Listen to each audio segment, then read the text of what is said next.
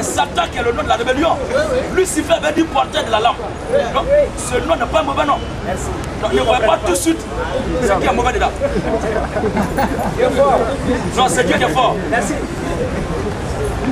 Quand je viens souvent Je ne donnerai jamais le nom de Lucifer à mon enfant. C'est comment a été sa fin. C'est l'objectif qu'il ne possède pas. Je ne sais pas où il va avec la religion chrétienne.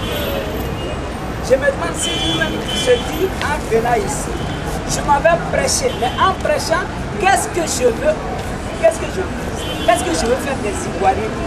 Parce qu'il y a des gens qui le disent. Et tout à l'heure, je l'ai entendu dire des choses monstrueuses. Je garde ça, mais pas dans l'intention de me venger, mais changer plus tard ma position pour ne pas que cela varie. Ça, c'est le devoir de l'homme. Ne pas oublier. Mais la rancune là, c'est garder l'acte mauvais qu'on a reçu avec le désir de vengeance. Merci. C'est ça la rancune. Donc quand tu dis à des jeunes gens comme ça, vive la rancune, moi je suis inquiet. C'était dangereux ce que tu es en train de prêcher là. Alors quand on me dit que Dieu est un Dieu d'amour, et que le représentant de Dieu prêche la vengeance, la vendetta, moi je dis que ce n'est pas la religion chrétienne. Ce n'est pas la religion chrétienne. Deuxièmement, tu agresses les musulmans, tu agresses tout le monde. Mais moi je pense que la religion étant une philosophie sociale, toute philosophie sociale doit épouser le contenu du temps et de l'espace dans lequel nous sommes. C'est obligatoire, sinon cette philosophie n'est pas philosophique. Ça devient un dogme. Et alors on tend vers l'intégrisme, c'est là on pose des bombes. Et là tu n'es pas loin de ce que c'est. C'est très dangereux. C'est un athénien. Voilà. Donc moi je dis, la religion là, doit amener à créer un homme nouveau. Un homme qui nie la rancune. Parce que si vous croyez en Dieu, et que vous dites c'est Dieu qui a créé ce monde, qui a mis des lois et qui régule ce monde, et que vous êtes d'accord que rien ne peut se faire sans la volonté de Dieu, alors si je suis athée aujourd'hui, c'est grâce à Dieu. C'est grâce à Dieu. Si lui, il est musulman, c'est grâce à Dieu. Mais alors pourquoi vous le vilipendez? Dans ce cas, tu ne crois plus en Dieu. C'est la volonté de Dieu qui s'accomplit dans le musulman. Si Dieu ne voulait pas qu'il soit musulman, il n'aurait jamais été musulman. Non, si tu crois à la toute puissance de Dieu, c'est que c'est Dieu qui l'a rendu comme ça. Alors pourquoi tu l'agresses? Tu ne crois pas en Dieu? Je réponds. Allez-y.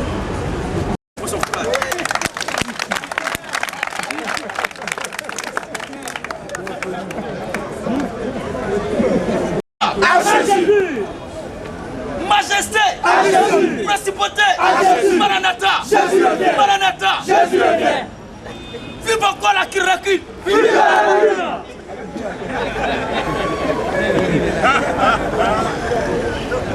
Vraiment, je suis parfaitement d'accord avec ce que tu as dit.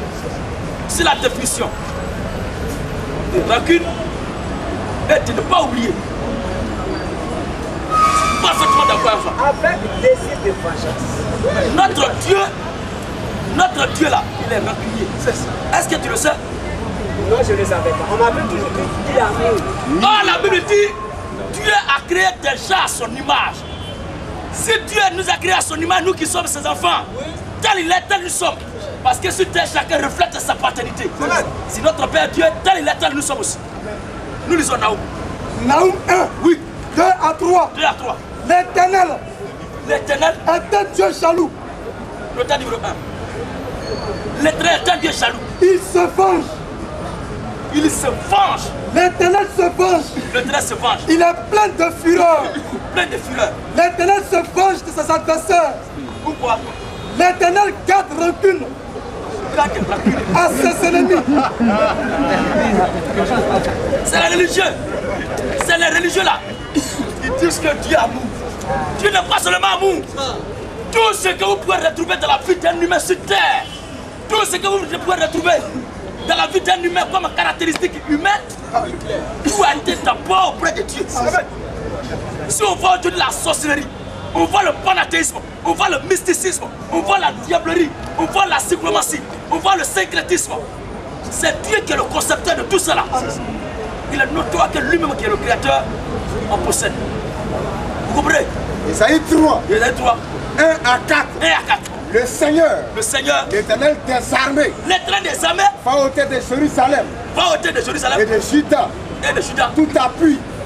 Mais quand les Hébreux étaient en Égypte, qui les a maltraités ne sont pas les Égyptiens. Mais quand Dieu est descendu, est-ce qu'il a supporté ce qu'ils ont fait à son peuple? Qui a créé les Égyptiens? Mais s'il maltraite les Hébreux, qui a voulu qu'il les maltraite?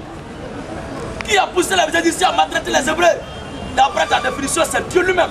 Parce que rien ne peut pas se passer sur cette terre des hommes sans qu'il ne soit la volonté de Dieu. La terre ne peut voler si c'est ce que la terre a, le ciel a livré. Vous comprenez? Donc, Dieu est le même Dieu qui a dit aux Égyptiens de maltraiter les Hébreux pour que lui, Dieu, puisse les tuer. J'arrive, c'est pas fini, c'est pas fini.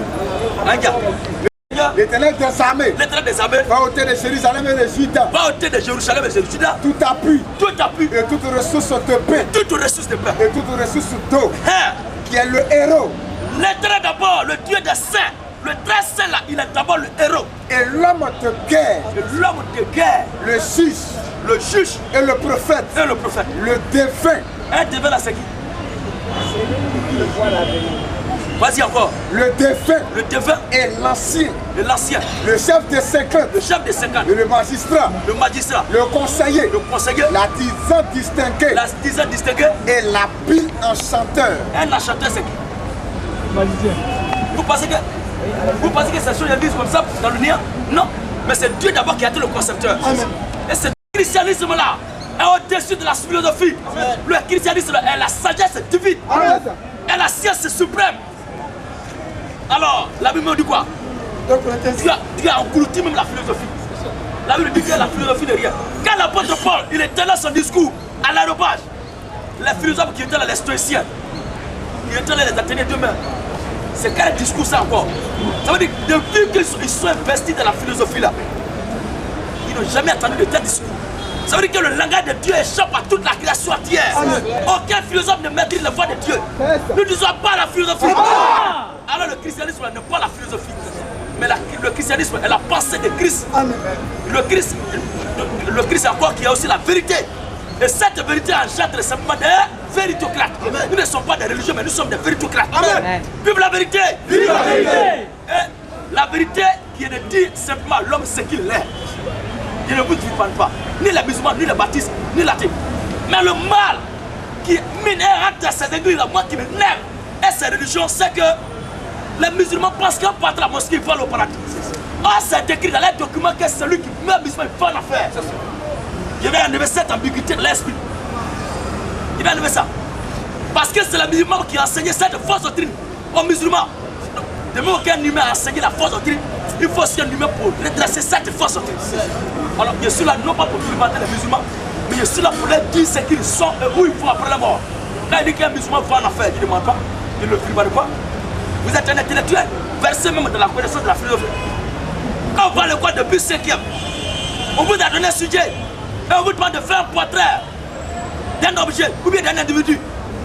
Peu importe ce que vous allez rapporter comme un portrait, que ça soit appréciatif ou dépréciatif, on vous demande simplement de recopier, de dire simplement ce que vous voyez. Vous comprenez? Comme un photographe qui va tirer une photo. Si on a tiré la photo de M. Lucifer, il ne pourra pas sortir comme Jacques Chirac. Si vous voulez vouloir quelqu'un, allez-y, regardez dans le miroir. Si voici la photo n'est pas conforme à votre réalité. Vous comprenez? Alors n'attaquez pas le photographe qui est dessus, mais regardez simplement votre image. C'est-à-dire que vous avez honnêteté intellectuelle qui vous permet de dire je reconnais que tu as dit ceci et je suis d'accord avec ça avant de développer le monde. Mais il y a plus inquiétant, je ne savais pas que la Bible elle-même niait l'existence de Dieu. C'est maintenant que vous venez de me l'apprendre. Mais oui, parce que la Bible même nie l'existence de Dieu maintenant. C'est aujourd'hui que je le découvre grâce à votre lecture. Parce que je ne peux pas comprendre que Dieu, qui est l'absolu, parce qu'en philosophie, on parle d'un absolu, c'est ce qui n'a pas d'antécédent. Et ce qui est au-dessus. Alors comment un absolu peut se venger de ses adversaires? Qui peut être adversaire de Dieu? Je réponds. Attends, je ne réponds pas. Je vais développer d'abord. Si Dieu a des adversaires contre lesquels il se venge, c'est que c'est un homme de plus absolu. Donc la Bible nie Dieu en tant que Dieu, mais reconnaît Dieu en tant qu'un être humain comme nous. La preuve est il a les mêmes sentiments comme nous, les jaloux. Or, la jalousie, c'est un état physiologique. Il y en a même quand ils sont jaloux, ils tremblent. Donc, Dieu a un corps comme nous. Si Dieu est vengeur, c'est qu'il a un mode de pensée qui est celui des êtres humains. Donc, il n'est plus Dieu.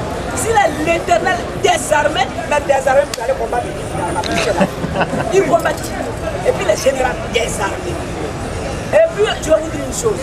Quand vous dites, quand les Juifs étaient esclaves en Égypte, c'est Dieu qui est allé frapper. Mais alors là, Hitler a brûlé 6 millions de Juifs. Dieu a fait quoi à l'Allemagne? Rien du tout. L'Allemagne fait partie de, comme on appelle aujourd'hui, des 3 pays où le coût de la vie est le plus élevé au monde. Dieu n'a pas mangé le peuple. C'est le seul peuple de 6 millions de Juifs. Donc moi je dis, je vais te donner des conseils. Il ne faut pas ramener les Ivoiriens au temps des chameaux, au temps des déserts. Nous sommes maintenant en 2008, à l'époque des puces électroniques qui te permettent de communiquer avec les portables. Tu es en train de ramener la jeunesse à une époque reculée. La religion doit leur servir. Celui qui croit en Dieu. Voilà comment glorifier Dieu. On ne s'enferme pas dans une église pour chanter, non. Dieu a réparti des particules de sa puissance dans tous les éléments de la nature. L'uranium contient une partie de Dieu. Le cuivre, le plomb, l'acacia. L'homme de Dieu est un homme qui fouille, qui fait des recherches pour découvrir ce que Dieu a caché dans les particules. Ce sont les blancs qui sont les vrais adorateurs de Dieu. On ne peut pas appeler Dieu au secours parce que Dieu là, s'il voulait diriger votre vie comme on dirige la vie de quelqu'un, d'une poupée, il n'allait pas vous donner une cervelle. Il n'allait pas vous donner des mains. Il n'allait pas vous donner des yeux. C'est pour ne pas qu'il vous suive partout qu'il vous a donné cette cervelle. Et utiliser cette cervelle pour chercher dans les éléments de la nature où il a caché des parcelles de sa puissance pour vous dépanner. Et c'est ce que les blancs font. Voilà pourquoi ils sont aujourd'hui sourds. Donc ne ramenez pas nos jeunes gens à l'époque des chapeaux. Le monde a évolué avec le monde. Je vais terminer avec le cas des femmes. Vous avez dit tout à l'heure, Dieu a dit, la femme doit écouter. Si comment on appelle, c'est moi qui t'ai amené. Si tu ne m'écoutes pas, je mets tes bagages dehors. Mais ça c'est la misogynie. La haine des femmes, ça vient du grec, le poisson, la misogynie, la haine. Qui c'est la femme? C'est de là que vient gynécologie. Ça c'est la haine pure et simple des femmes. Il faut s'adapter au monde moderne parce que depuis la Révolution française de 1789, les droits des hommes que vous êtes tous ont été déclarés le 26 août de cette année. Et l'article 19 dit nul ne doit être inquiété pour la libre expression de ses opinions, même religieuses, pour que leur manifestation ne trouve pas l'ordre public établi par la loi. Cet article a été repris par la Déclaration universelle des droits de l'homme et du citoyen de l'ONU en date du 10 décembre 1948 qui dit à son article 15 la même chose. Donc,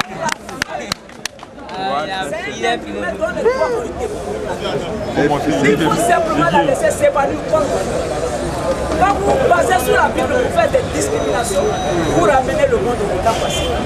Alors si vous évoluez dans ce sens-là, votre discours sera écouté par tout le monde. Sinon vous êtes éloquent, vous écoutez les gens, votre maîtrise de la Bible est parfaite, il n'y a rien à dire là-dessus. Voilà pourquoi je me suis gardé de vous attaquer sur la Bible, parce que moi-même je ne connais pas là-bas. Donc si je vais là-bas, vous allez me noyer. Les personnes, respectez la liberté des autres. Et alors, votre audience, je vous remercie.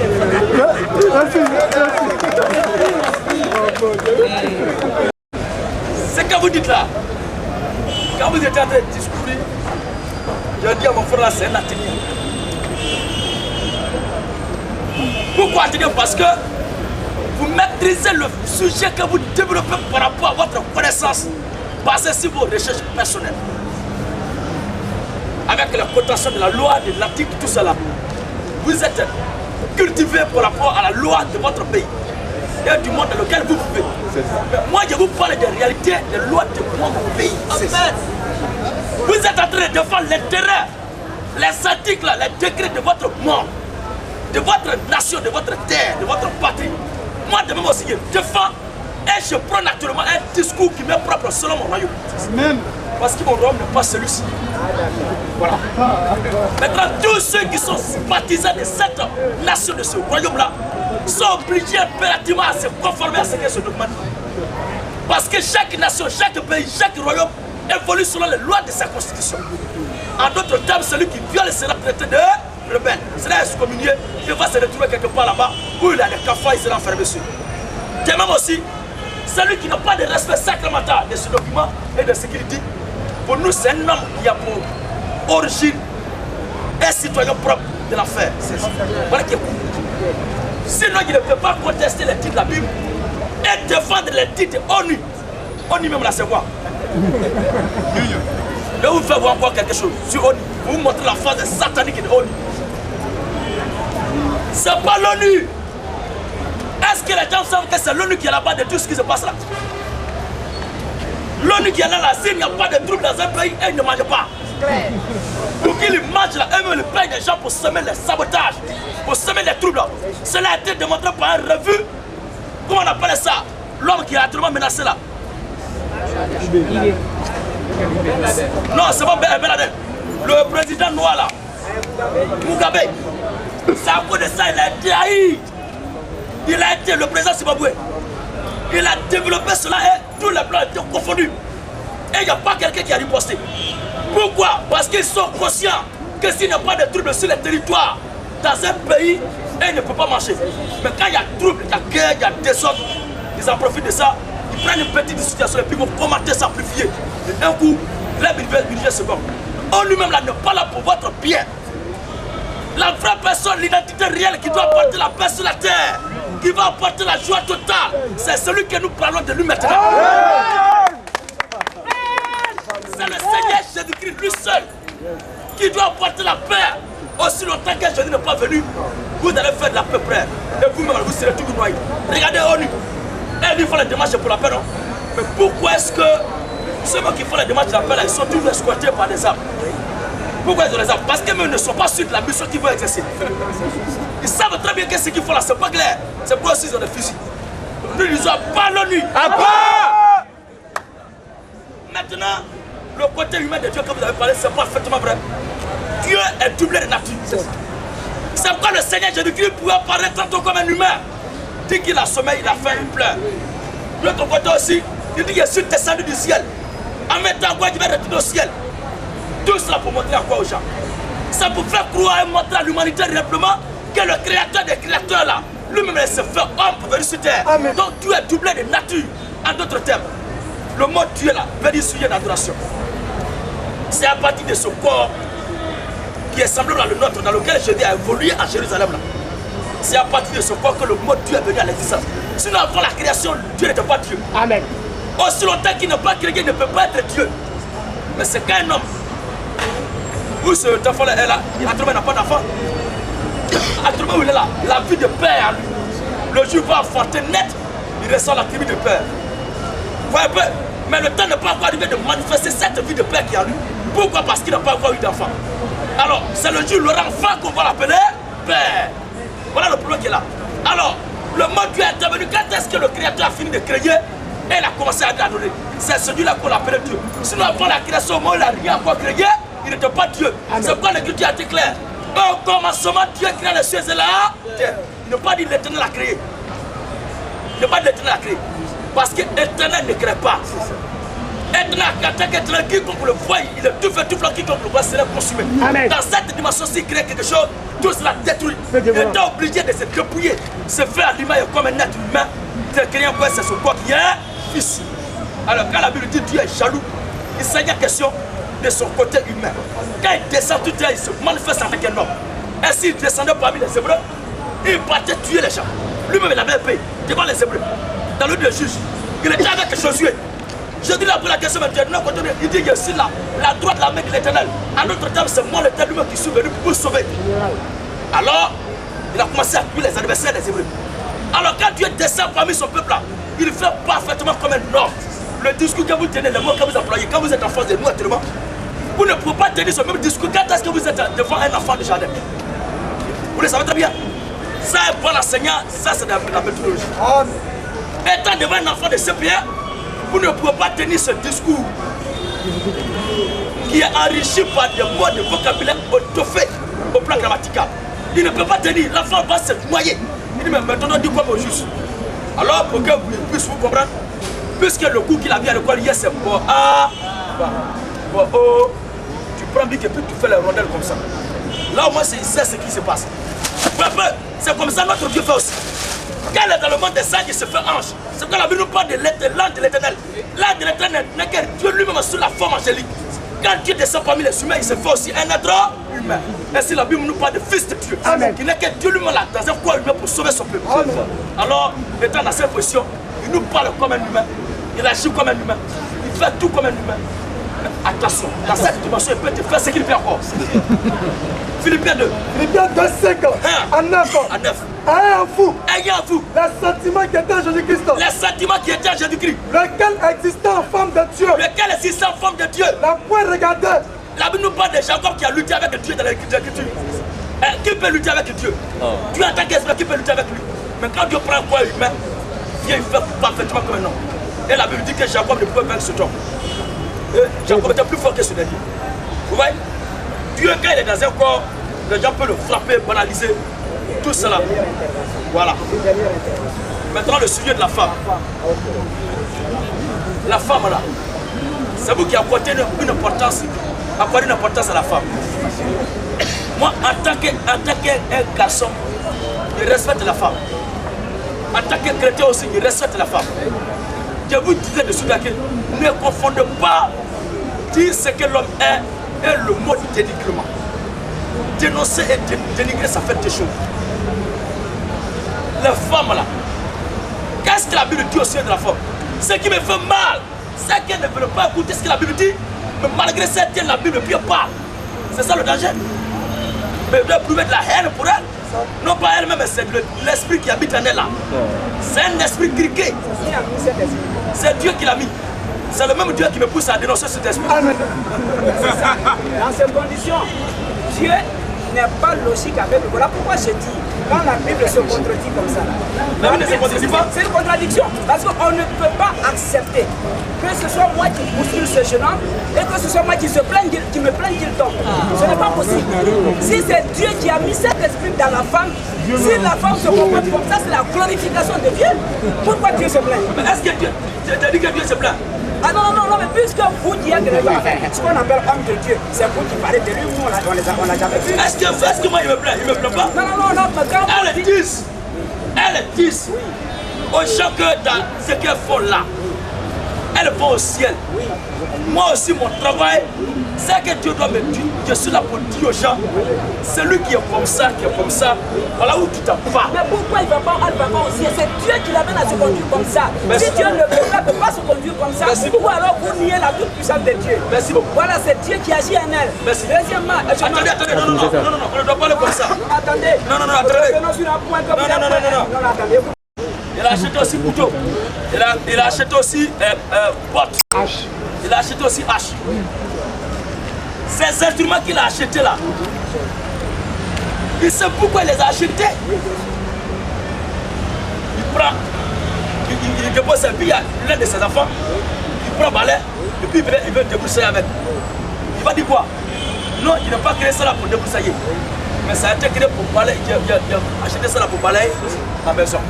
Il porte des boîtes et puis il se s'appelle là pour venir en ville. Il dit non, ça là, il a acheté ça pour amener au campement, au travail dedans. Vous comprenez un peu? Voilà le bas-fond.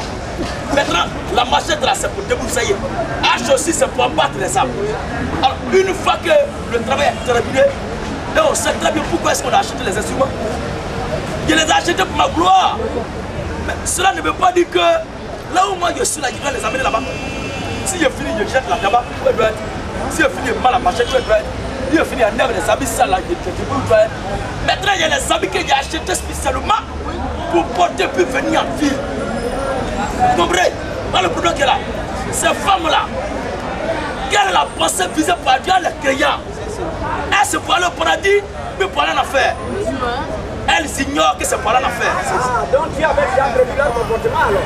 Donc elles sont pas coupables. C'est ce que j'ai dit. Est-ce que tu dis qu'elles sont coupables? Non. Mais alors pourquoi alors vous les condamnez? C'est ce que moi je dis. La condamnation n'a pas sa place. Parce que Dieu a déjà tout prévu. Écoutez-moi, attendez. Qu'est-ce que tu as pas le condamné? Attendez-moi et écoutez-moi aussi. Il y a une voiture, peut-être qu'il y a trop de savoir pour cette voiture-là. Avant, on l'appelait la Babi. Mais son nom, c'est la 2 chevaux. La 2 chevaux ne dépasse pas 50 km à l'heure. Est-ce que c'est la faute au conducteur? Celui qui l'a construit là, celui qui l'a conçu comme ça. Donc, si la 2 chevaux ne dépasse pas 50 km à l'heure, la 2 chevaux glorifie son constructeur.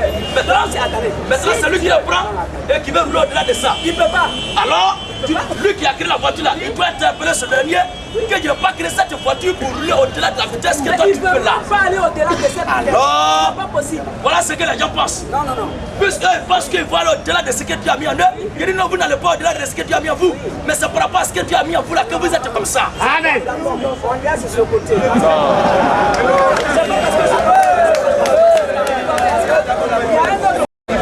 Jésus, fils de Dieu. Jésus, vraiment. S'il vous plaît. Ajoutez beaucoup à tout ce que vous savez déjà. Vous savez beaucoup de choses.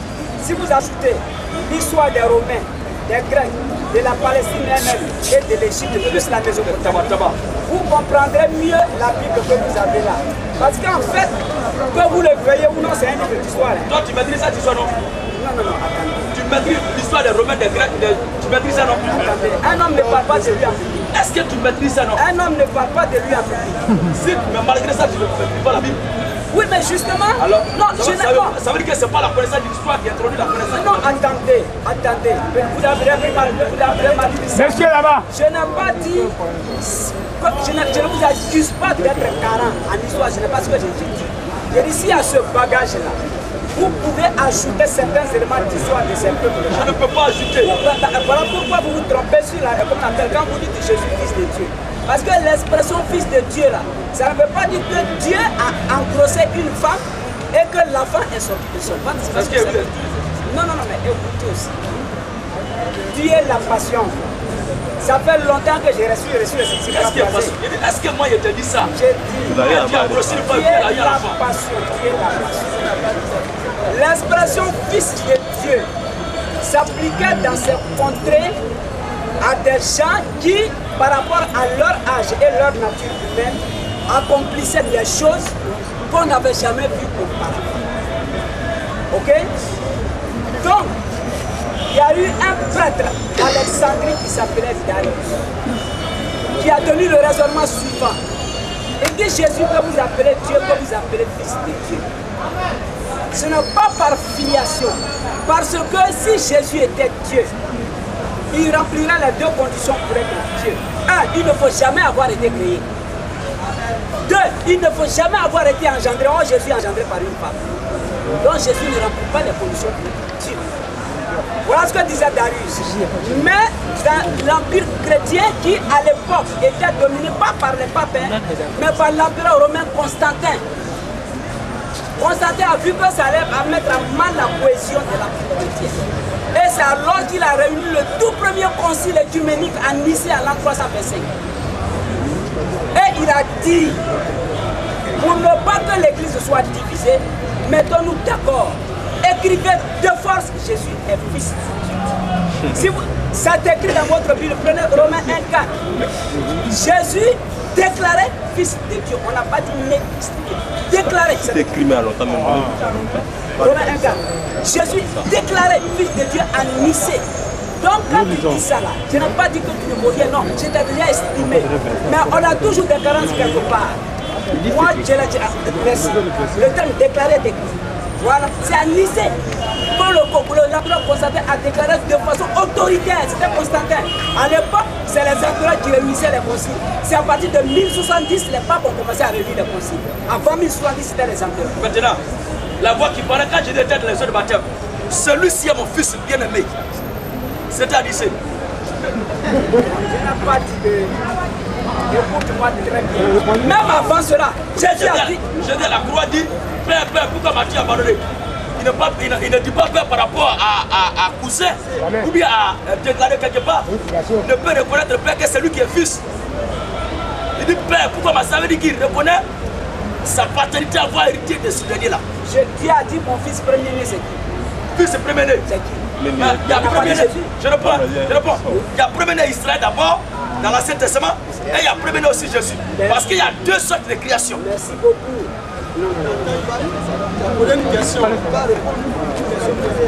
Il y a deux sortes de création. Il y a ceux que Dieu a créés à partir de la poussière de la terre, qui est l'acte de reproduction sexuelle. Et il y a ceux que Dieu a créés par sa parole.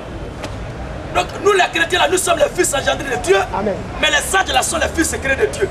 Maintenant, afin de Jésus que tu parles de ça, mais moi il n'a jamais dit que Jésus est Dieu. Amen. Il n'a jamais dit que Jésus sera Dieu. Amen. Mais il n'a jamais dit que Jésus était Dieu. C'est ça. Il a dit c'est Jésus-Christ qui est Dieu. Amen. Il ne verra jamais. Un verset où il est écrit Jésus-Christ fils de Dieu. Non. Mais Jésus.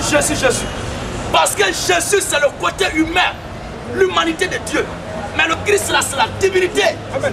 La divinité n'a jamais été engendrée. Quand on parle de créé, c'est tellement simple. L'Esprit éternel, il était simple dans l'éternité. Maintenant pour pouvoir concevoir le plan du temps et de l'espace, il a conçu cela dans son laboratoire. Maintenant il sort du laboratoire et il se crée un corps.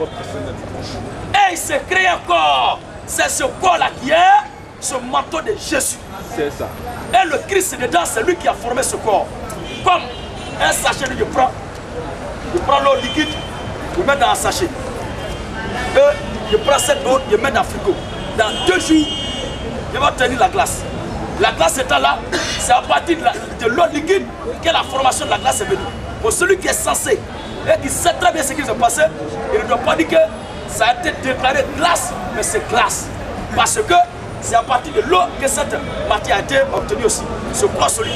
Et plus tard encore, je prends cette eau, je mets dans la glace, je prends ça, je mets dans une marmite. Et je réchauffe. Dans quelques heures qui vont suivre, on va voir que cette glace va se fondre et se vaporer. Quand on voit la vapeur, pour celui qui est censé, il ne doit plus chercher l'eau. Non, mais c'est l'eau de l'état liquide à l'état solide qui passe maintenant à l'état vapeur. Donc, qu'est-ce que vous dites alors de ceux qui écoutent le mot déclaré dans la Bible? Déclaré? Oui. Ce sont des nous lisons ton texte. Ce sont des ignorants. On met 1 à 4 ans. Parce que l'apôtre Paul a été converti à l'an 50. Et le livre, tout a été écrit en 70. C'est là que tout a été publié. Maintenant, les catholiques là, eux-mêmes là, ils ne sont pas des chrétiens, ils ne croient pas à ce que Jésus a dit. Amen. Parce que si tu suis très bien, le tout premier conseil de Nicée a eu lieu à l'an 325, mais l'église catholique est née à l'an 312. Mais avant que l'église catholique naisse à l'an 312, il y a eu des choses qui se sont passées auparavant. C'est pas une histoire, je dis qu'un historien ne connaît bien. C'est la parole de Dieu qui a décidé de toute connaissance. À l'an 312, l'église catholique est née. Mais avant la naissance de l'église catholique, il y a des choses qui sont passées. Parce que selon l'histoire biblique, le Seigneur Jésus-Christ est né. Et c'est pas de sa naissance qu'on a commencé à compter notre ère qui est l'ère chrétienne. À l'an 0. Vous dites? Vous avez dit l'histoire biblique. Quand il dit l'histoire biblique, il n'y a pas de date historique là-bas. Justement, l'histoire, vous avez dit les historiens ne se connaissent rien. Ils ne connaissent rien parce que leur connaissance n'est pas basée sur la Bible. Et vous parlez encore de l'histoire biblique, donc cela ne connaissent rien.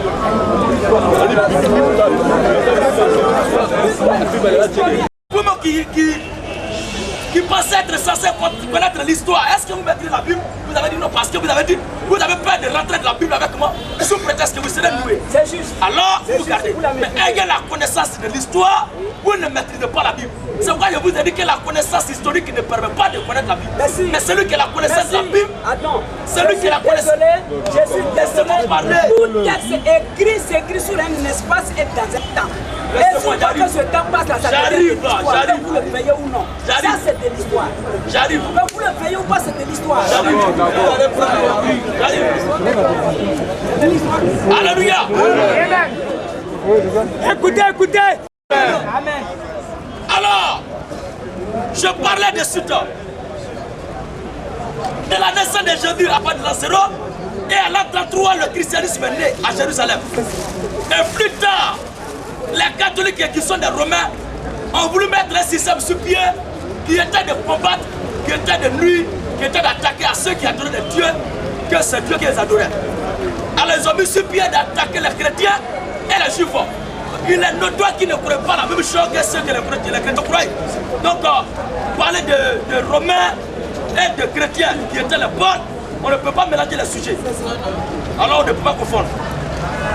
On ne discute pas parce qu'il faut discuter, mais on discute parce qu'il faut comprendre. Et c'est ce que tu dis aussi. Donc s'il n'y a plus quelqu'un qui veut quelque chose à dire, question qui a une préoccupation. De l'impunité de telle femme. Mais est-ce que c'est ce que Moïse a dit dans la loi? On va voir ce que Moïse a dit. Lévitique 20:10. Et ils étaient venus pour tenter Jésus. Lévitique, le chapitre 20, le verset 10. Oui. Si un homme couche, écoutez très bien. Si un homme commet un adultère avec une femme mariée, si un homme commet un adultère avec une femme mariée, ça veut dire que l'homme commet un adultère quand est-ce qu'il couche avec la femme qui est mariée? Mais le fait de coucher avec une autre femme qui n'est pas sa femme n'est pas adultère. C'est la femme là qui est liée à l'homme. Mais l'homme lui n'est pas lié à la femme. Donc l'homme commet un adultère quand est-ce que tu couches avec la femme de ton prochain? Voilà qui est adultère. Alors, si un homme commet un adultère, voilà ce que Moïse a dit dans la loi. Avec une femme mariée. Si un homme commet un adultère avec une femme mariée. S'il commet un adultère, oui, avec la femme de son prochain. Avec la femme de son prochain. L'homme et la femme adultère. L'homme et la femme adultère là seront punis de mort. Mais ils ont envoyé combien de personnes? Moïse dans la loi. Moïse dans la loi nous a donné de l'impunité de telle femme. Est-ce que c'est ce que Moïse a dit? Toi, que dis-tu? Ils sont venus le piéger. Il disait cela. C'est comme ça les bâtis se font. Hein. Il se releva et a dit. Que celui de vous qui est sans péché. Celui de vous qui est sans péché. Jette le premier la pierre contre elle. Oh, quel homme sur terre qui est sans péché? Quel homme sur terre? Elle a dit ça là. Ne confondez pas avoir les péchés et puis la déviation doctrinale. Il faut que ça soit clair. Cela ne veut pas dire que moi aussi je suis dedans.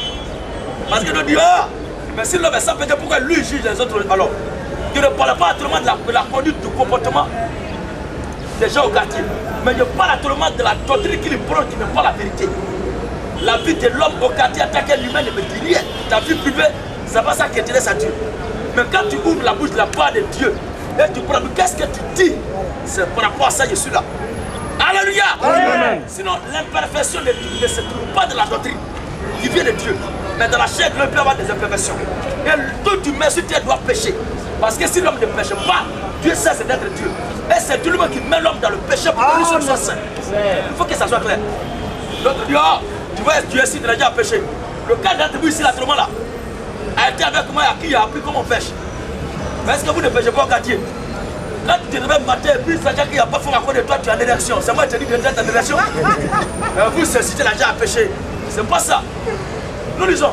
Que celui de vous qui est sans péché. Que celui qui est de vous qui est sans péché. Jette le premier la pierre contre elle. Jette le premier la pierre contre elle. Instant de nouveau placé. Voilà. L'écrivait sur la terre. L'écrivait sur la terre. Et quand il a entendu cela. Elle a entendu cela. Accusé par leur propre conscience. Accusé par leur propre conscience. Il se retira un à un.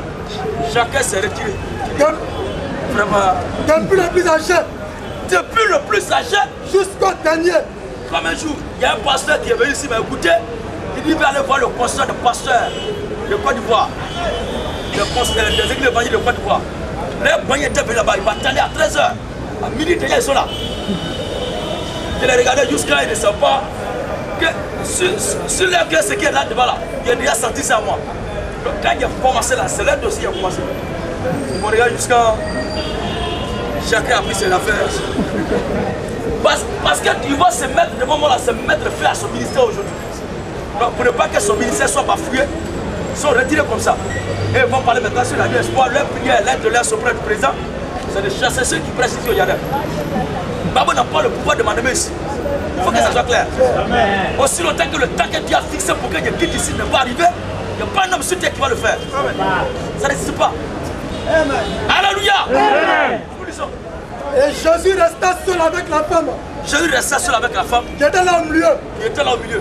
Alors c'était relevé. C'était relevé. Et ne voyant plus que la femme. Femme. Où sont ceux qui t'accusaient? Ceux qui t'accusaient, ils sont. Personne n'était-il condamné? Elle répondit non. Elle répond non. Et Jésus lui dit, je ne te condamne pas non plus. Moi aussi, je ne te condamne pas non plus. Va. Parce qu'il sait qu'il ne peut pas juger l'homme sur la base de son comportement. Voilà qui est clair. Dieu ne juge personne sur la base de sa conduite sur terre. Mais Dieu juge par rapport à la foi que tu confesses. Amen. Il dit va. Elle ne pêche plus. Elle ne pêche plus. Qui veut dire quoi? Va et ne sois pas incrédule à la parole de Dieu. Amen. Va et ne sois pas incrédule à la parole de Dieu. En d'autres termes, il faut croire en moi. Parce que il va dire va et ne pêche plus. Qui ne va pas pêcher? Oui, on dit. Acte 3, 28 et 29. Et Jésus dit, je vous le dis en vérité. Je vous le dis en vérité. Tous les péchés. Il dit tous les péchés seront pardonnés aux fils des hommes. Tous les péchés seront pardonnés aux fils des hommes. Et les blasphèmes. Et les blasphèmes. Ils auront proféré. Qui les seront proférés. Il n'a pas dit sauf l'adultère. Il n'a pas dit sauf l'assassinat. Sauf le mensonge. Sauf le vol. Mais il dit tous les péchés seront pardonnés aux fils des hommes. Et les blasphèmes qui seront proférés. Et les blasphèmes qui seront proférés. Mais quiconque blasphémera contre le Saint-Esprit. Blasphémera contre le Saint-Esprit. N'obtiendra jamais de pardon. Il ne peut jamais être pardonné. Il est coupable. Il est coupable d'un péché éternel. Ça veut dire qu'elle n'est pas partie, mais ne pouvait pas être traité. Et le blasphème contre le Saint-Esprit, c'est quoi? C'est de ne pas croire en Jésus là. Jean 16. Jean 16, 8 ans. Et quand le consolateur sera venu. Quand le consolateur sera venu, il convaincra le monde. Il convaincra le monde. En ce qui concerne le péché. En ce qui concerne le... Voilà. Le péché. Oui, la justice. La justice. Et le chemin. Et le chemin dans la Bible par le temps. Les gens pensent que c'est après notre mort, on sera réunis quelque part, puis tu vas nous juger. Vous qui êtes ici aujourd'hui, votre chemin se passe comme ça. Celui qui n'a pas cru aujourd'hui, ton affaire est claire. Celui qui a cru aussi, ton paradis est clair. Oui. En ce qui concerne le péché. En ce qui concerne le péché. Parce qu'il ne croit pas en moi. Vous comprenez maintenant? En ce qui concerne le péché, parce qu'il ne croit pas. Jean 8, 24. Oui. C'est pourquoi je vous ai dit que vous mourrez dans vos péchés. Vous mourrez dans vos péchés. Si vous ne croyez pas. Si vous ne croyez pas ce que je suis. Voilà. Vous mourrez dans vos péchés. C'est pourquoi je viens dire, ce ne sont pas tous ceux qui disent Seigneur, Seigneur, qui entreront dans le royaume des cieux. Amen. Mais celui-là, celui qui fait la volonté de mon Père. La volonté de son Père, là, ne pas boire beaucoup de goût, ne pas se masturber, ne pas voler, ne pas mentir. Non. Ce n'est pas ça la volonté du Père de Jésus. Mais la volonté de son Père, là, c'est de croire en ce qu'il a enseigné. Jean 6, et confesser la même chose. Amen. Oui. La volonté de mon Père. La volonté de mon Père. C'est que quiconque voit le Fils. C'est que quiconque me voit ici. Et croit en lui. Croit en moi. Est la vie éternelle. C'est tout. Il n'a pas dit celui qui me voit et qui ne voit plus. Ne voit plus. Si on va arrêter tout cela pour aller au ciel là. Dieu, on s'en fout de son ciel. On s'en fout de son ciel. Quel homme là qui va se priver de tout cela? Est-ce que vous-même vous respectez la 10 commandements? Monsieur Pierre, est-ce que vous les respectez? Au clair. Le malfaiteur à la croix. Ah, lors de la fin des chiffres là, quand on prend quelqu'un pour le crucifier, c'est que c'est un méchant. Sauf le Seigneur Jésus-Christ qui a été condamné pour une cause injuste. Mais le Seigneur Jésus-Christ est le plus grand pécheur. Amen. Regardez ça, ça. Jésus est le plus grand mauvais. Amen. Il est le plus grand méchant. Regardez ça, ça. Alléluia. Amen. Mais ce malfaiteur fin qui a vécu mal, qui a battu toute sa vie à tuer les gens, un sanguinaire, il a fallu 7 petites secondes de sa vie. Vers la fin de sa vie, il s'est retrouvé à la croix avec Jésus. Et quand son ami qui se moquait de lui, il dit mais pourquoi toi tu n'as pas peur de Dieu? Pourquoi ne crains-tu pas Dieu? Ne sais-tu pas qu'est-ce que nous sommes en train de faire? Nous sommes en train de subir comme sort là. Nous méritons cela parce que le travail que nous avons fait, c'est le salaire que nous recevons. Mais celui-ci, il n'a rien fait. Et puis il l'a condamné. Et il a dit à Jésus, Seigneur, souviens-toi de moi quand tu viens dans ton oreille. Jésus dit, mon petit, aujourd'hui même là, tu vas au paradis. Les pharisiens disent, un brigand comme ça, il va au paradis. C'est toi qui enseignes ça aux gens. Voilà où ça a commencé, depuis la croix. Quand me dit c'est depuis Golgotha que la guerre a commencé, la guerre ne sont pas. C'est là-bas. Ce combat que nous ne savons pas de quel gars il parle. Attention. Mais moi je parle de ce combat spirituel. Cette guerre qui est livrée entre l'église de Dieu, le monde païen, qui est composé de l'empire romain, qui est composé de l'empire islamique, qui est composé de la Babylone apostate. C'est de tout cela. Alors nous sommes là pour dire aux gens que ce n'est pas parce que tu veux marquer que tu vas aller en affaire. Parce que le maître lui-même n'a pas condamné ce dernier à la croix, ce malfaiteur de grande classe. Il a dit aujourd'hui là, tu seras avec moi au paradis.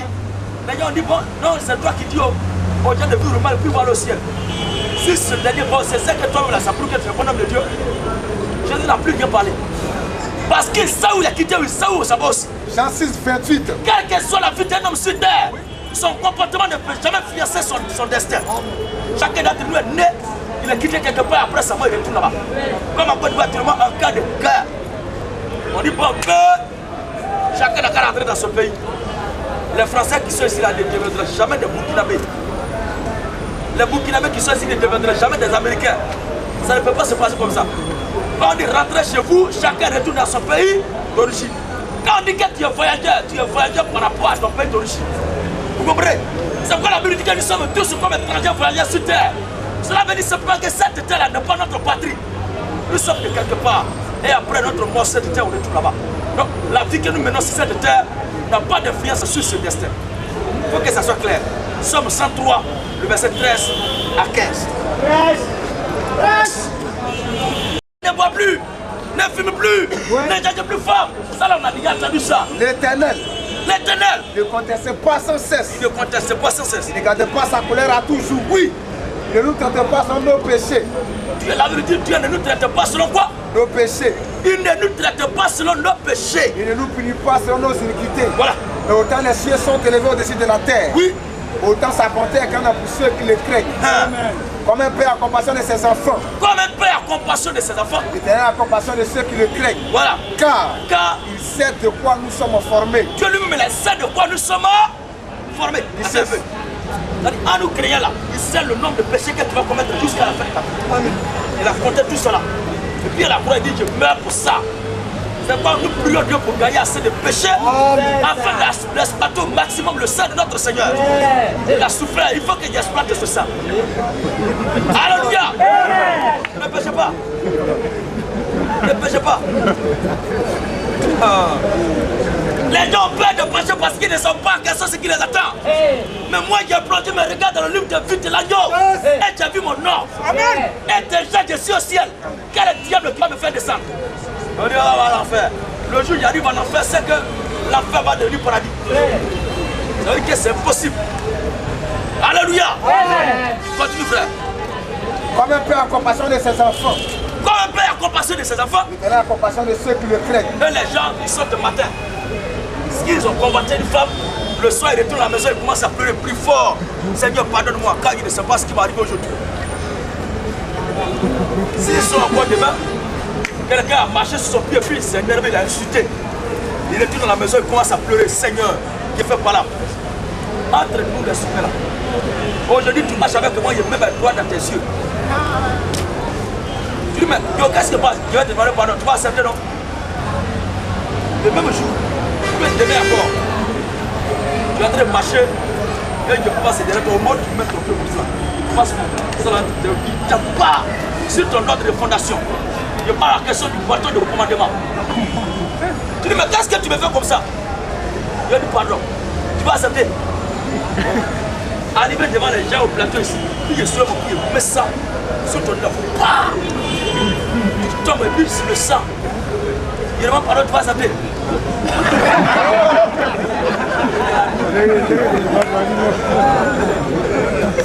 Vous ne pouvez pas supporter ça. Donc c'est Dieu qui est donc votre là-bas. C'est Dieu qui est là-bas. Tu sors le matin, le soir, tu reviens, pardon. Et Dieu dit d'accord. Après demain, quand tu fais des dégâts, tu reviens encore, pardon. La Bible dit la mort pour nos péchés, une fois pour deux, bon, une fois pour toujours. Alors, où je suis là, je n'ai pas à prier. Seigneur, pardonne-moi mes péchés, sauve-moi. Et il y a des gens qui prient, Seigneur, je ne sais plus où je suis, attrape ma main. Dis-moi, Seigneur. Il a dit, celui qui me suit, ténèbres. Et toi, tu dis, je ne sais pas où je suis venu, moi. Il est ténébreux. Pas commettre. Oh. Alléluia. Amen. Voilà un peu les choses qui échappent aux gens. Eux sont là seulement. Dieu, Dieu, c'est Dieu.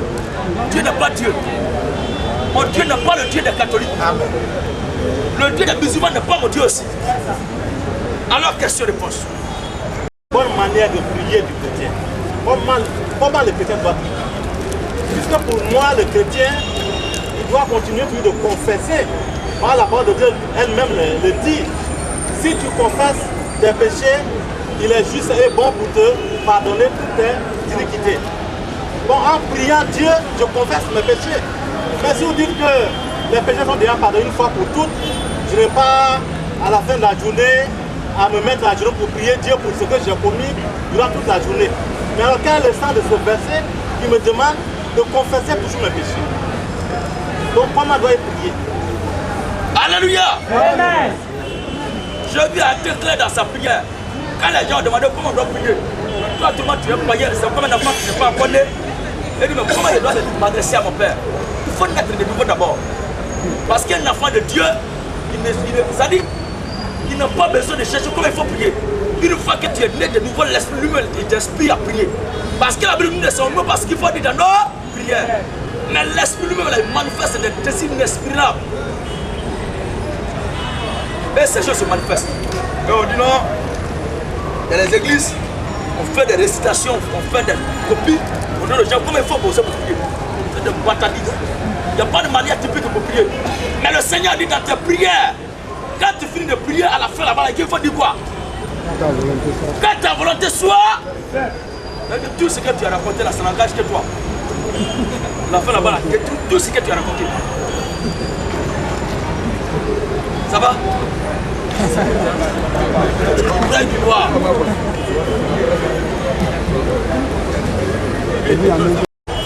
Dès que j'aspire au salut, je veux être sauvé. Quel est le message que vous m'apportez pour que je puisse avoir le salut? Lui est-il trouver le bon chemin, le vrai chemin pour être sauvé? Le seul message du salut, c'est de croire en moi. En qui? En moi. Toi.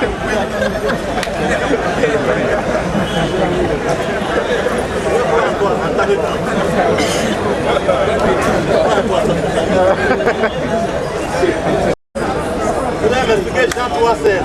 Jean 3,16 dit. Jean 3,16 dit. Jean 3,16 dit quoi? Quand Dieu a tant aimé le monde, s'il vous plaît, il a envoyé son Fils unique, afin que quiconque croit en lui, en Jésus, ne périsse point, mais qu'il ait la vie éternelle. Quiconque croit en Jésus, mais pas en toi. Ah, je dis après sa résurrection, qu'est-ce qu'il a dit à la femme? Non, c'est vous qui lisez la Bible. Il a dit, allez dire à mes frères. En vous. Je lui dis, allez dire à mes frères, si pour vous jusqu'à présent je dis un fils unique de Dieu, c'est que tous ceux qui ont cru en vain. Ils ont cru en vain. Mais après sa résurrection, il a dit à la femme, va dire à mes frères, va dire à mes... Ça veut dire qu'ils sont participants de la même nature que lui. Notre Dieu désormais a plusieurs enfants. Je dis le plus fils unique de Dieu. Le mot fils unique il a été voilà pour son temps. Aujourd'hui là, c'est moi qui suis là, qui il faut croire. Amen. Alléluia.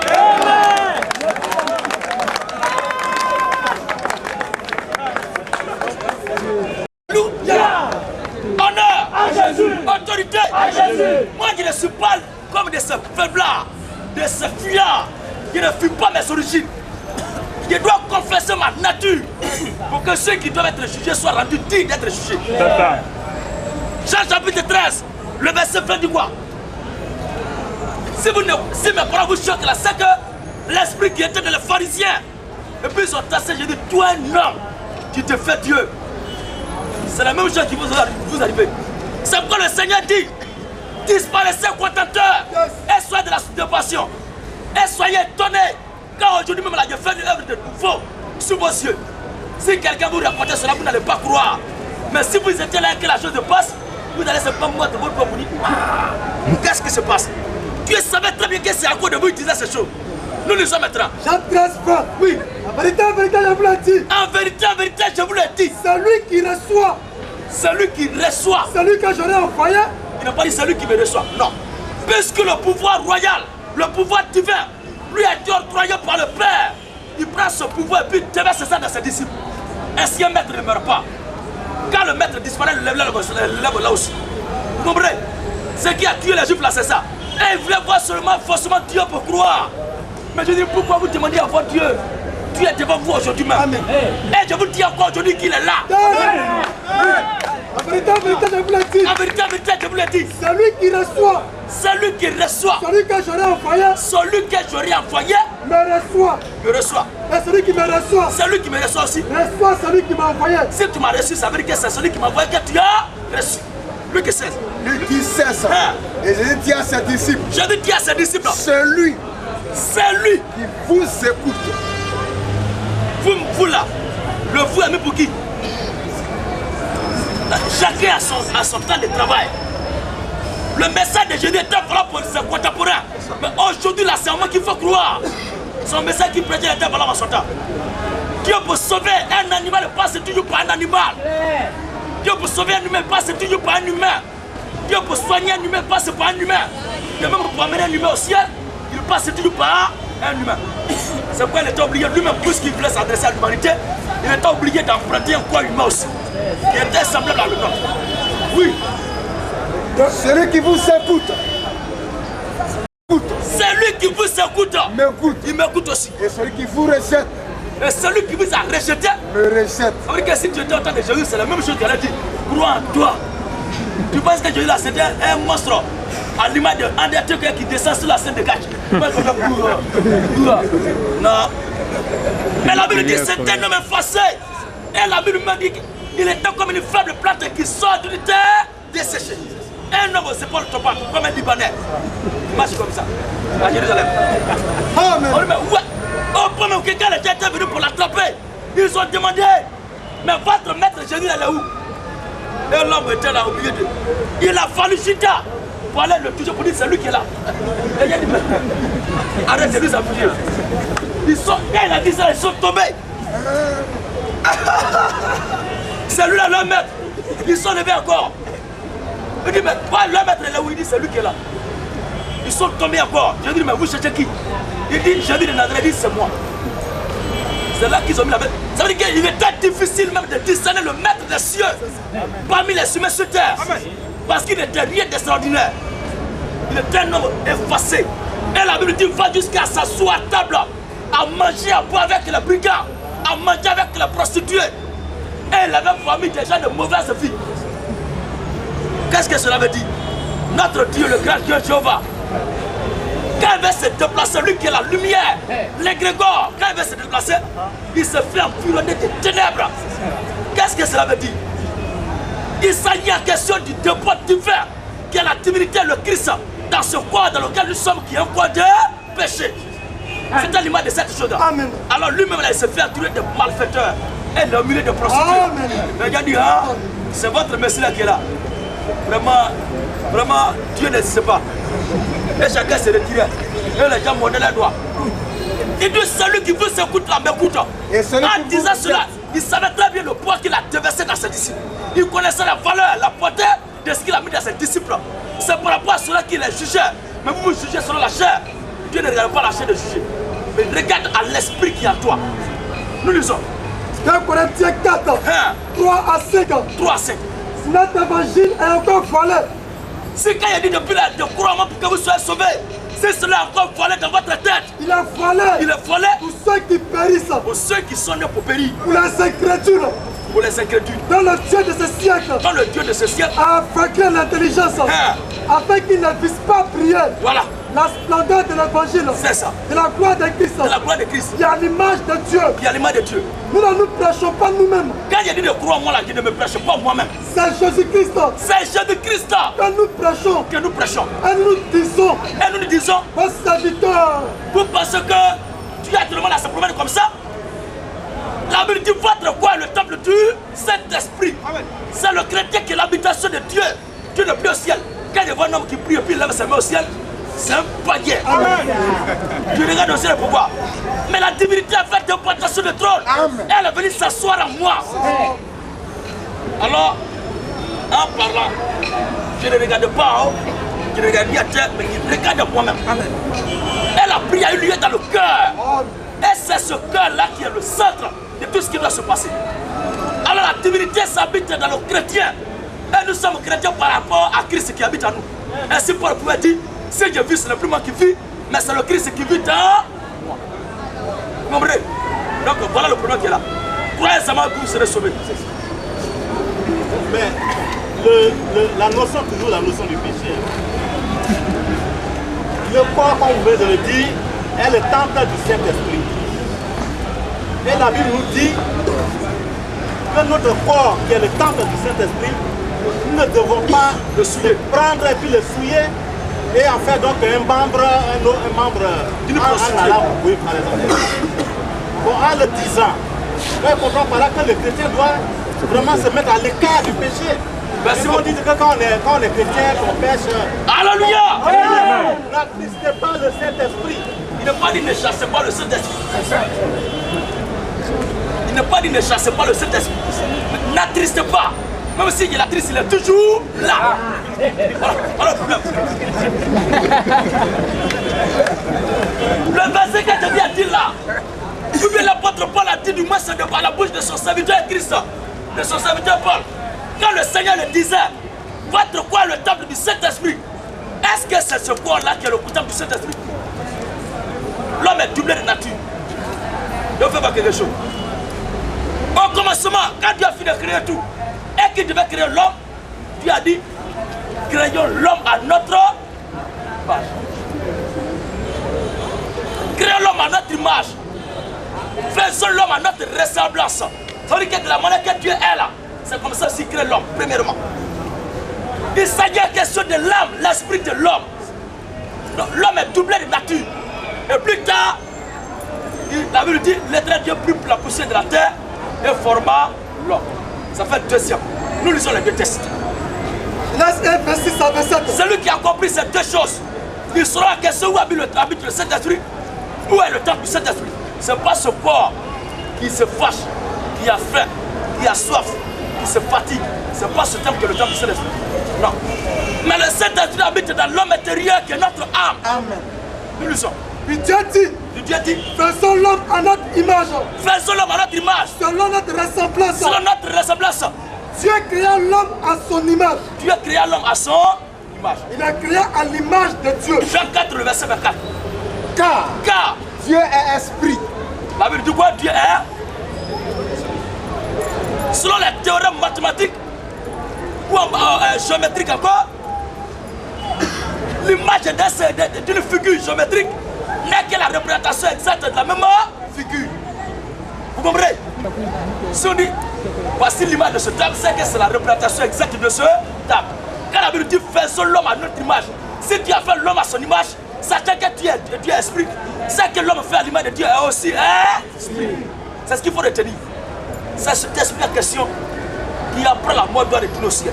Et c'est dans cet esprit qu'habite le Saint-Esprit. Nous continuons un peu. Genèse 2:7. L'Éternel Dieu forma l'homme. Après avoir dit créons l'homme à notre image, il a créé l'homme à son image. Et plus tard, la Bible dit l'Éternel Dieu forma l'homme. De la poussière de la terre. Entre former et créer, voici une grande différence. Créer là, c'est amener à l'existence ce qui n'existe pas. Maintenant, former, c'est donner forme à ce qui existe déjà. Vous comprenez? Alors Dieu a pris la poussière pour habiller l'âme de l'homme. Pour habiller l'âme de l'homme. C'est de ça que ce qu'il s'agit. Et si l'homme, Dieu a soufflé en lui, un souffle de vie. Le souffle de vie est soufflé par Dieu en lui. Et tel l'esprit que Dieu a déjà créé. Et il prend maintenant cet esprit, met dans le corps. Amen. Et l'homme maintenant devient d'être vivant. Et plus tard, l'Ecclésiaste nous dit quoi? Ecclésiaste 12:8 à 9. Avant que le cordon d'argent se détache. Avant que le cordon d'argent se détache. Que le vase d'or se brise. Et que le vase d'or se brise. Et que le sang se rompt sous la source. La Bible nous parle du mystère qui se déroule lors de la mort de quelqu'un. Et que la roue se casse sous la citerne. Oui. Avant que la poussière. Avant que la poussière. Retourne à la terre. L'Éternel Dieu forma l'homme de la poussière de la terre. avant que la poussière retourne à la terre comme elle y était. Et que l'esprit créé à l'image de Dieu retourne à Dieu qui l'a donné. Donné. Voici ce Dieu. Maintenant, c'est Dieu là. Dans quel côté habite le Saint-Esprit? Le Saint-Esprit n'habite pas dans le corps qui est la chair. Parce que la Bible nous parle de deux naissances. Si on parle de deux naissances, c'est qu'il y a deux personnalités. Parce qu'il y a une ancienne naissance que la Bible dit, celui qui n'est pas né d'esprit et d'eau, de l'eau d'esprit ne peut pas aller au ciel. Et Nicodème dit à Jésus, comment un homme ne peut encore naître de nouveau auquel il est encore vieux? Et ça dit qu'il va rentrer dans le ventre de sa mère puis il se sortir. Je dis non. Ce qui est né de la chair est chair, mais ce qui est né de l'esprit est esprit. Il parle en question de deux naissances. Maintenant c'est la deuxième naissance là. Parce que chaque enfant porte les critères en lui de sa paternité. Vous comprenez? De même que la première naissance, je porte le sang. Comment on appelle ça même là? L'ADN de mon père, les germes de la vie de mon père, en moi, dans cette chair, c'est de même cette même manière-là. Que je porte l'ADN de Dieu en moi, de ma deuxième personnalité qui naît de nouveau. Vous comprenez? Voici les deux êtres en question qui cohabitent ensemble et qui forment l'être humain. Maintenant, le Saint-Esprit, nous lui sommes Romains 7. Romains 7, 14 à 25. Oui. Nous savons en effet que la loi est spirituelle. Nous, les chrétiens, nous savons en effet que la loi est spirituelle. Mais moi, la Bible nous parle ici de la partie de l'homme qui pêche et quelle partie de l'homme qui ne pêche pas. Parce que tout chair doit pécher. C'est pourquoi la Bible préconise plus tard, puisque l'homme a péché, il a trouvé la mort. Dieu nous donne encore une solution de sortie de Christ. Il dit, l'âme qui pêche, c'est elle qui... Ça veut dire que le corps a péché les morts. Maintenant, il parle plus tard de la mort de l'âme qui est introduite par son péché. Vous comprenez? Quand l'âme pêche, quand est-ce qu'on dit qu'une âme a péché? Il n'a pas dit l'homme qui pêche, c'est lui qui mourra. Non, mais l'âme qui pêche, c'est elle qui mourra. Une âme pêche devant Dieu, quand est-ce qu'elle ne croit pas à l'évangile de Christ? Autrement, la demande, ça va ça. Celui qui a couru là, c'est pas toi, mais c'est ton âme qui a couru à Christ. Et le Dieu vivant, le Tout-Puissant, récupère ton âme, il amène ça au ciel. Amen. Désormais, tu fusionnes avec lui. Lui et toi, vous formez un seul corps. Comme l'eau qu'on met dans l'eau ne peut plus discerner maintenant. Tout se mélange. Alors, nous savons en effet que la loi est spirituelle. Que la loi est spirituelle. Mais moi, Paul, je suis charnel. Je suis quoi? Charnel. Je suis charnel. Vendu au péché. Voilà Paul qui parle. Lui qui dit votre quoi, le temple de Saint-Esprit. Voilà Paul. Car il est esclave de péché. Car je ne sais pas ce que je fais. Voilà un mari. Il ne sait pas ce qu'il fait. Je ne fais pas ce que je veux. Il ne fait pas ce qu'il veut. Et je fais ce que je hais. Je fais ce que je hais. Or, si je fais ce que je ne fais pas, oui, je reconnais par là que la loi est bonne. Voilà. Et maintenant, ce n'est plus moi qui le fais. Quand je pêche là, ce n'est plus moi qui pêche. Mais c'est le péché qui habite en moi.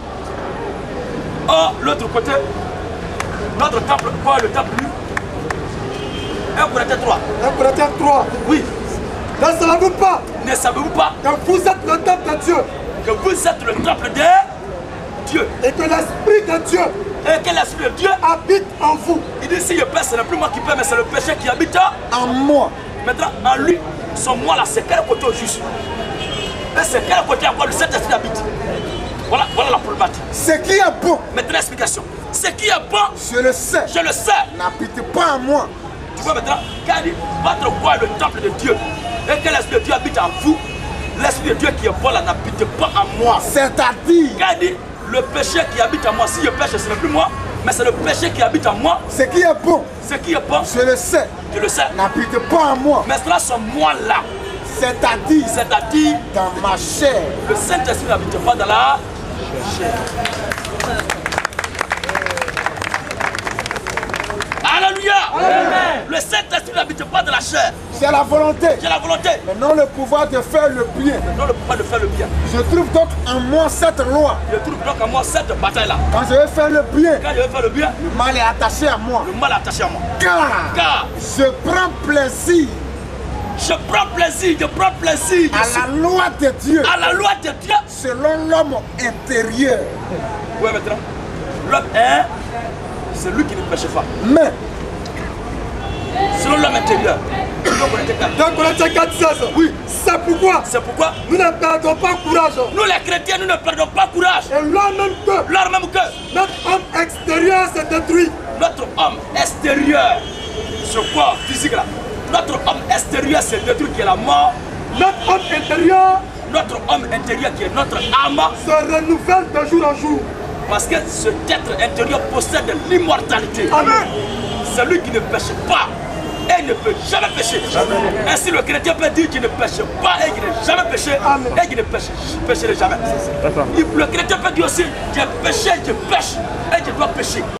Voici les deux langages.